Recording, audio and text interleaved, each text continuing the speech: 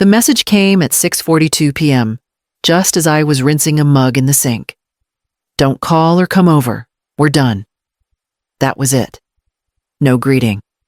Just that flat sentence like she'd ripped a page out of a script and hit send. I stared at it for longer than I needed to. The screen didn't flicker. My thumb hovered for a moment, thinking maybe it was a mistake. But her name was right there. Ivy, my daughter. I typed 2 words back. Got it. Then I turned the phone face down on the counter, dried my hands, and sat down for a long moment. I didn't cry. I didn't pace. I just listened to the silence and let it settle around me like a coat I hadn't worn in years. By the next morning, my calendar was cleared. I'd canceled the dentist, the garden club meeting, the favor for the neighbor. I shut off my phone's location, packed 2 suitcases and 1 box the box with what mattered, and checked into an Airbnb 2 hours away. It was an old guest house, quiet, with no neighbors close enough to see in. There was a small desk by the window. I left my phone on airplane mode and slid it into the drawer. The first night I didn't sleep. I just lay there listening to my own breath and the unfamiliar hum of someone else's refrigerator. I kept thinking, maybe I missed something. Maybe I said something wrong or too little or too much. But that message was final, and for the first time in years, I didn't feel afraid. I felt. Still. The next morning, I opened the drawer and stared at the phone still off. I didn't touch it.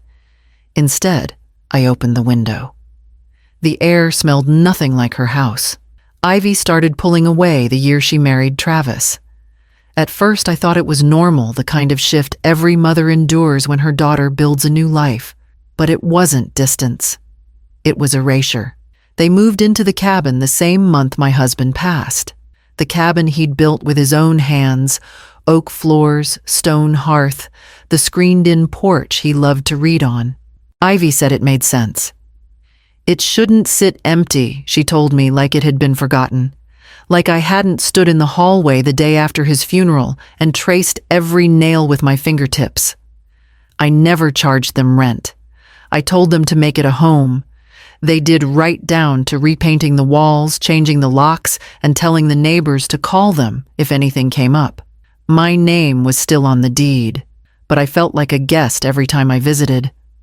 The calls stopped soon after. Then came the texts, always short, always about money. Groceries, repairs, last-minute bills. She never asked how I was doing, just sent a total and an account number. Last Thanksgiving, I brought a pie and a set of holiday towels. Travis opened the door like I was early, even though dinner was halfway through. Ivy barely looked at me. Her hair was curled. The table was full. There was no seat. After dinner, they took photos out back. I stepped in beside Ivy, smiling like it meant something. Later that night, she posted the pictures. I was missing, cropped right out. When I asked about it, she laughed. "It's just Instagram, Mom." I didn't say anything else. But that was the moment I knew I was never really in the picture to begin with. And they never expected me to walk away from the frame. I pulled the old envelope from the bottom of my suitcase. Tucked inside were handwritten notes, printouts, payment confirmations, quiet little reminders of where the money went. $700-800 for Ivy's gallbladder surgery. $12,000 for her wedding. She said they wanted a modest ceremony, but the photographer alone charged nearly $2. $49,000 in cabin renovations after a pipe burst, and Travis insisted the foundation was sinking. $86,000 to cover his failed landscaping business loan. The rest, groceries, insurance, repairs checks written out on a tired dining table with nothing asked in return. The total was just over $320,000. There was never a formal agreement, never a signature or a deadline. Just, "Mom, can you help?" And I always did. Not because I had to, because I wanted to keep things from falling apart for them. I told myself it was love, that real love didn't come with invoices or balances. But I think deep down, I hoped it bought something else. Stability, closeness, a place at the table. They never said thank you. Not for the bills I paid, not for the late-night bank transfers, not for the calls I never made afterward, asking when they'd pay me back. Ivy would text a heart emoji or a "you're the best" once in a while. Travis didn't even pretend. When I visited, he'd ask if I wanted to take leftovers, as if that made us even, and I stayed quiet. For years I stayed quiet, thinking maybe silence would earn peace, that if I didn't bring it up, we could pretend we were close. But the truth is, I was never part of their plan, just the wallet beneath it. And silence, I've learned, doesn't buy love. It just keeps you from noticing it's gone. The envelope sat untouched in the bottom drawer of my nightstand back at the Airbnb, cream-colored, sealed with a sticker from the attorney's office, revised last will and testament of Maris Fielder. I'd signed it quietly a little over 9 months ago, sitting across from Rebecca Nguyen, my lawyer of nearly a decade. She didn't ask many questions. She just nodded as I explained that my daughter would no longer be the beneficiary. No argument, no judgment. The new will was simple. The lake cabin, the small checking account, the old Chevy, and whatever was left of my retirement would go to a local community hospice center, the one that took care of my neighbor Martha before she passed. They sent volunteers to read to her. They remembered birthdays. They treated her like she mattered. That was all I ever wanted for myself. I didn't tell Ivy. I didn't see the point. She never asked, not once, about my affairs, my bills, my health. Never wondered how I planned to manage my pension or what would happen if I got sick. It was always her life that filled the conversations, her emergencies, her timeline. Maybe I would have told her once, back when I still believed we could turn things around. But after the wedding, after the photo, after the year of no thank yous, I started to see the silence for what it was. It wasn't peace. It was erasure. And so I rewrote the only document that held my name and worth, and I left her out of it. I left her out the way she had quietly left me. When the day comes, she'll open nothing, because she never asked what I was holding. That was the first day I turned my phone back on. The text came at 6:47 a.m. No greeting, no explanation. Just, "There's a pipe burst in the cabin. What are you going to do about it?" I didn't reply. I let the silence speak instead, the same silence they'd fed me for over a year. By then, I had already contacted the utility companies. Everything still in my name had been canceled. Water, gas, internet, even the propane delivery I'd paid for every winter, like clockwork. No more emergency transfers. No more weekend fixes. No more me. I could almost picture Ivy standing in the kitchen, phone in hand, Travis cursing in the background as water pooled across the hardwood floors I paid to restore. They must have assumed I'd rush to help, that I'd pay for the plumber, the cleanup, the drywall, like always. But the deed was never transferred. I never signed it over. I let them live there after Charles died because it seemed like the kind thing to do. A fresh start for them. An empty space for me. But I never gave it away. Not legally. The silence after my non-response stretched for 2 days. Then came another message. This time from Travis. "Hey, just realized we might need something in writing for the insurance claim. Can you send us the deed info?" I didn't reply to that either. Somewhere in the mess, I imagined the realization dawning, the uncomfortable truth settling between them like damp mildew. They didn't own anything. I'd stopped cleaning up their messes. And now they had to learn what it meant to live in a house that didn't belong to them. The cabin faded into the background of my days. I spent mornings walking the trail behind the Airbnb, letting my feet find a rhythm on the gravel. Afternoons with a notebook, jotting lists. Memories I wanted to keep, things I'd stopped doing for myself, meals I might cook just for me. Quiet days. Honest ones. Then the calls started again. First a voicemail from Ivy. "Mom, can you at least call the plumber? I don't know who else to call." Then another. "I know you're upset, but come on. It's your cabin too. I didn't answer. I watched the screen go dark and stay that way. That evening, Travis left a message. We just need the deed information. You can keep the house. Just send what we need for the repairs. It was never just about repairs. It was always about control. The next day, we're expecting Mom. Ivy's voice was shaky, like she thought the word would pierce my silence. I'm pregnant. How can you do this to us now, us? That word carried so much weight. I'd been us when they needed money, a place to stay, a warm meal. But never when I sent photos of my garden or asked how Ivy's back was after her surgery, or suggested a weekend away together. Now suddenly, I was Mom again. I listened to the message twice. Then I put my phone face down and went outside. The clouds were thick low over the trees. The kind of sky that made you brace without knowing why.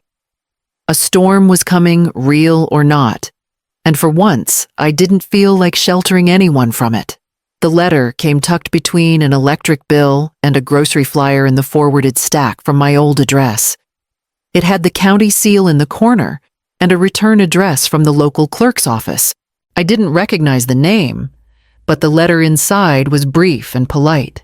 Mrs. Maris Dalton, there's been an attempt to file change of residence to your property at 118 Lake Bend Road. The application was denied as the deed remains in your name. Please contact our office if you wish to initiate a formal reclaiming or eviction process. I read it twice. Then again, I could picture Ivy and Travis standing in front of some desk with that entitled tilt of the chin, probably trying to pretend the cabin was theirs. No paperwork, no right, just assumption. They really believed I'd given it to them, that I'd quietly vanished from my own life and left them the pieces. I folded the letter and slipped it into my bag. The next day, a man from the county called. His voice was calm, measured. He explained the process if I wanted to move forward. Form 14B, a notarized statement proof of ownership already on file. Once you initiate, he said they'll be notified. There may be pushback. Pushback. That's one word for it. I thanked him and hung up. I hadn't made any decisions yet, but suddenly everything was clearer.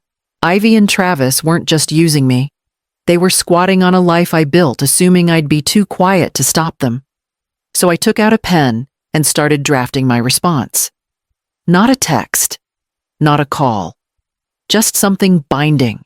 And as I signed the first document, the wind outside shifted, carrying the scent of coming rain. The next morning, I opened my laptop and pulled up the list I'd kept for years. Everything still in my name. Water, septic, property tax, insurance, a few old maintenance accounts I never closed because Ivy said it's easier if it just stays under you, Mom. I logged into each one by one, and cleared out the balances. I wasn't behind on anything I'd never been, but I wanted no lingering threads. I closed the water account, set the septic to disconnect, submitted the final tax remittance, and canceled the property insurance on the cabin. The screen asked, "Are you sure you want to cancel?" Yes, I was. More sure than I'd ever been about anything. By early afternoon, it was done. Nothing left tied to my name. Then I pulled the deed from the drawer. It had been filed years ago in my name alone, never co-signed, never revised. Just legally, quietly mine. I made a clean copy and sealed it in an envelope. Not to Ivy, not to the cabin. I addressed it to my lawyer in Tulsa. No cover letter, no memo, just facts. I wanted it in the right hands just in case Ivy and Travis tried to twist something else into a favor they never earned. I dropped the envelope in the outgoing mail slot at the corner store on my walk back from the hiking trail. The postmaster nodded at me. I nodded back. It felt like closing a tab that had been open too long, like folding a piece of paper I should have burned years ago. When I got back to the Airbnb, I turned off my phone again. That evening, the sky darkened early, and the forecast warned of wind. I heard the knock just after lunch. Not the mail slot. Not a neighbor's light tap. This was sharp, fast, impatient. I already knew who it was. When I opened the door there, he stood Travis, arms crossed, eyes narrowed like he had a right to be angry. "How did you find me?" I asked, not moving aside. He shrugged. "Doesn't matter. Ivy's in tears. The whole house is falling apart. Pipes, electricity, whatever you did, undo it." I leaned against the door frame, watching him try to puff himself up like he always did when someone didn't bend. His voice was edged with practiced indignation, like he was playing a role he'd rehearsed in the car. "That house," he said, "needs to be maintained. You can't just abandon it. Ivy's pregnant, for God's sake." My jaw tightened. "You mean the house I still own? The one you filed false residency on?" "That house." He flinched barely, then steadied his tone. "You're going to let your own daughter suffer. You think this is responsible?" I took a breath. Quiet and even. "You've never fixed anything in your life, Travis. Not a home, not a debt, not even your own messes." He stepped forward, but I didn't move. I kept my hand on the door. "I came here to talk," he said, softer now. "But if you want this to go legal, fine." "It already is," I said, and closed the door. No yelling, no fight, just the click of the lock. I stood there a minute, steadying myself before I went to the kettle. Outside, his car idled another 5 minutes. Then it pulled away. I didn't watch it go. I just sat, letting the silence settle around me like the first warm coat of winter. The papers were filed on a Tuesday. My lawyer, Mr. Edlin, handled everything with his usual calm precision: courthouse forms, notification postings, and the official request to the county recorder. There was no confrontation, no drama, just a quiet shift back to what had always been mine. I didn't go to the cabin. I didn't need to. Instead, I drove past, once slow and unseen, staying 2 cars behind a landscaping van. The porch light was off, the lawn overgrown. A blue tarp fluttered where a window used to be. A few days later, I got confirmation. The county issued the notice to vacate, giving Ivy and Travis 10 business days to remove their belongings. No appeal, no loopholes. It was done. I didn't check in again until the second Friday. I parked on the overlook just above the lake road and waited. At noon, a moving van arrived. I recognized the driver, one of Travis's cousins. They moved slowly without direction, like they couldn't believe it was real. An hour passed. Then I saw his truck. He loaded boxes in silence, threw a chair into the bed hard enough to crack it, and pulled away without a glance back. The following Monday, Edlin texted property clear. Lock changed. Keys mailed. I didn't go celebrate. I didn't even reply. I just made tea and turned off my phone. Later that week, I passed by again, alone this time. The cabin sat in stillness. No shouting, no half-lit windows, no unpaid repairs screaming for attention, just the hush of pine and water. I rolled down the window and let the quiet come in. It smelled clean, untouched, and I kept driving, not to the cabin, but toward someplace entirely new. The river behind the Airbnb is shallow but steady. I walk there just after dawn, a shoebox tucked under one arm.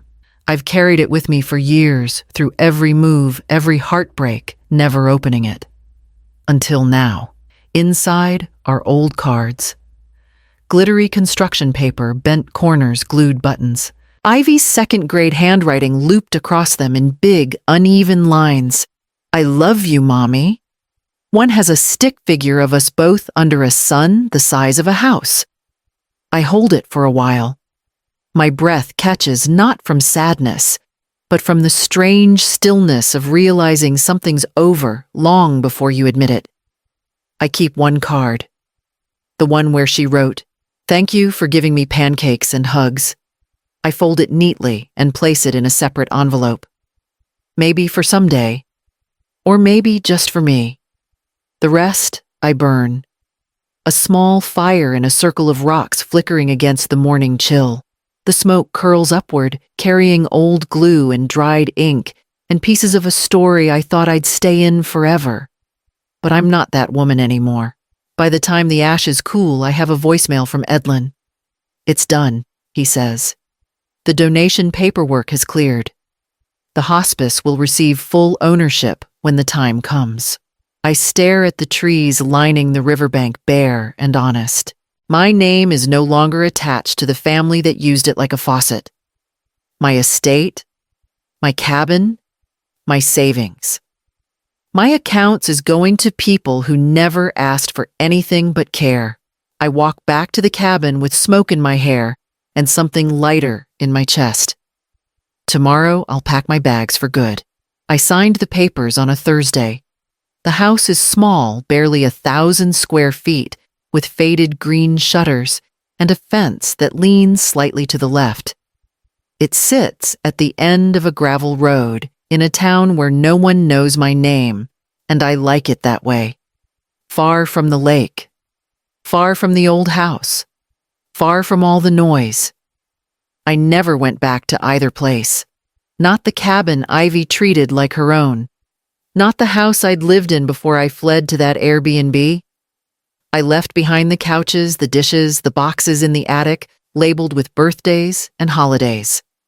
Let someone else sort them, or don't.